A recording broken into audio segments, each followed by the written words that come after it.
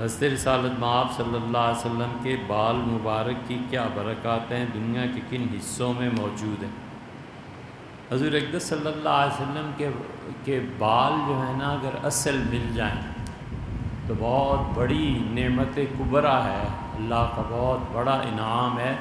کیونکہ وہ حضور صلی اللہ علیہ وسلم کے جسم مبارک ہی کا تو حصہ ہیں۔ تو اس لیے بڑے بڑے عرفاء اور اولیاء اللہ ان بالوں کو سامنے رکھ کے پھر دعا کرتے تھے، گویا یہ کہ ہم رسول اللہ صلی اللہ علیہ وسلم کی مجلس میں حاضر ہیں، تو ان کے جسد مبارک کا ایک جز، ایک ٹکڑا، ایک چیز ہمیں حاصل ہے، ہم دعا مانگتے ہیں۔ بہت چیزیں اس کی برکات میں سے، اس کی برکات میں سے یہ ہے کہ بہت سے مریضوں کو شفا ملتی ہے۔ ہم نے خود دیکھا کہ بعض لوگوں کو کینسر تھا، تو منہ مبارک کا پانی پلانے سے کبھی تو کئی اثرات مرتب ہوئے، کبھی تو جلدی انتقال ہو گیا، اذیت میں نہیں پڑے، کبھی کینسر ہی ختم ہو گیا، کبھی وہ جس کو ہوا تھا وہ ختم ہو گیا، کبھی شفا میں، کبھی ڈاکٹر نے کوئی اور چیز تجویز کر دی، کبھی اس کے علاج کے لیے بیرون ملک جانے کے اسباب مہیا ہو گئے، مختلف چیزیں، لیکن برکات کا انکار نہیں کر سکتا۔ صحیح مسلم کی روایت میں آتا ہے کہ مدینہ منورہ میں کوئی بیمار ہوتا تھا تو لوگ آتے تھے حضرت اسماء رضی اللہ عنہا کے پاس، اور اسماء رضی اللہ عنہا دو کام کرتی تھیں۔ حضور صلی اللہ علیہ وسلم کا جبہ وہ پانی میں ڈبو کے بالٹی میں نکال لیتی تھیں اور پانی لوگوں کو دیتی تھیں کہ اپنے مریضوں کو پلاؤ، اور ان کے پاس رسول اللہ صلی اللہ علیہ وسلم کے بال بھی تھے، کبھی کبھی وہ بال بھگو کے، یعنی ایک طرح سے دھو کے بالوں کو الگ کر لیتی تھیں اور پانی دے دیتی تھیں کہ یہ پلاؤ اپنے مریضوں کو، اور لوگ اس سے شفا پاتے تھے۔ حضور صلی اللہ علیہ وسلم کے بالوں کی خصوصیت جو منصوص ہے نص سے، اگر ان بالوں میں کچھ نہ ہوتا تو آپ اسے تقسیم نہ فرماتے۔ حضرت طلحہ رضی اللہ عنہ نے حضور صلی اللہ علیہ وسلم کے عہد میں اپنے ایک ہاتھ پہ، ایک بازو پہ انہوں نے رکھ دیا تھا۔ رسول اللہ صلی اللہ علیہ وسلم ایسی جگہ پہ آ کر اٹک گئے تھے کہ ذرا سر اٹھاتے اور دشمنوں کے تیر گزر رہے تھے، تو طلحہ بار بار کہتے رہے کہ اللہ کے رسول نہیں، اوپر نہ دیکھیں، اوپر نہیں، اوپر نہیں۔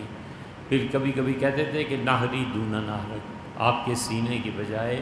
میرا سینہ حاضر ہے، مجھے یہ تیر لگ جائیں، آپ نہ کریں۔ تو رسول اللہ صلی اللہ علیہ وسلم دیکھتے رہے، پھر نبی کریم صلی اللہ علیہ وسلم نے خود تیر اٹھائے اور سعد کو دیے، وہ بھی وہیں تھے، فرمایا میرے ماں باپ سعد قربان، تیر چلا۔ اور طلحہ رضی اللہ عنہ کو ایک بازو پہ انہوں نے 70 سے زیادہ تیر انہیں لگے تھے، شلا یا دو بازو ہمیشہ کے لیے ختم ہو گیا تھا، خشک ہو گیا تھا۔ سیدنا علی رضی اللہ عنہ کی جو خلافت کی بیعت ہوئی ہے تو طلحہ رضی اللہ عنہ نے اپنا یہی ہاتھ رکھا تھا سب سے پہلے۔ تو جو تعبیر لینے والے تھے واقعات کی، انہوں نے کہا امیر المومنین کی خلافت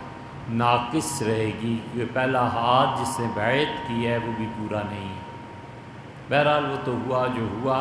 رسول اللہ صلی اللہ علیہ وسلم نے آخری حج میں جب بال اتروائے ہیں تو بلایا، اور اپنے سر مبارک کے آدھے بال اکیلے انہیں دیے ہیں، پھر باقیوں کو تھوڑے تھوڑے ملے۔ یہ بہت بڑی چیز تھی۔ صحابہ رضی اللہ عنہ جس کے پاس یہ تھا،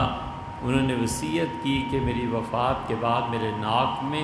یا منہ پہ، ہونٹوں پہ یہ بال رکھ لیے جائیں۔ حضرت معاویہ رضی اللہ عنہ نے بھی وصیت کی تھی، اور صحابہ رضی اللہ عنہ نے بھی برکت حاصل کرنے کے لیے، تو اس لیے منہ مبارک جو ہیں اس کی بہت برکات ہیں۔ پھر وہ ایسی عجیب چیز ہے جو دنیا میں کہیں نہیں پائی جاتی۔ ہم نے بہت بالوں کے جو ڈاکٹر کہیں نہیں پائی جاتی، کسی شخص کے بال اس کی وفات کے بعد اس سے جسم سے الگ کر دیں تو بڑھتے نہیں ہیں۔ حضور صلی اللہ علیہ وسلم کے بالوں میں واحد اس ہستی کی خصوصیت ہے کہ وہ بال پہلے آپ دیکھیں تو دوربین سے نظر آتے ہیں، وہ پھر موٹا ہوتا چلا جاتا ہے، پھر وہ لمبا ہوتا چلا جاتا ہے خود بخود ہی، یہ رسول اللہ صلی اللہ علیہ وسلم کے زندہ ہونے کی اتنی بڑی دلیل ہے کہ کوئی عقل اور کوئی نص اسے رد نہیں کر سکتی۔ آنکھوں سے دیکھتے ہیں حضور صلی اللہ علیہ وسلم کا منہ مبارک کئی سال کسی کے پاس رہے تو پھر لمبا بھی ہو جاتا ہے اور موٹا بھی ہو جاتا ہے، پھر نکیڈ آئی سے سامنے صاف آنکھ سے دکھائی دیتا ہے۔ ایک بال رسول اللہ صلی اللہ علیہ وسلم کے ایسے ہیں، معلوم نہیں داڑھی کے شاید الگ ہوں، چہرہ مبارک کے الگ ہوں، سر کے الگ ہوں، لیکن بالوں کی ایک قسم ایسی ہے حضور صلی اللہ علیہ وسلم کے بالوں کی کہ وہ پھوٹتے ہیں، کئی سال میں وہ پھوٹتا ہے، پھر اس کی 2 شاخیں بن جاتی ہیں، پھر ایک شاخ سے اور 2 شاخیں بن جاتی ہیں۔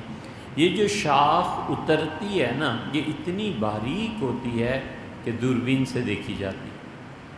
اسی حیدرآباد دکن جب جانا ہوا تو حضور اکرم صلی اللہ علیہ وسلم کے بہت بال وہاں دیکھے۔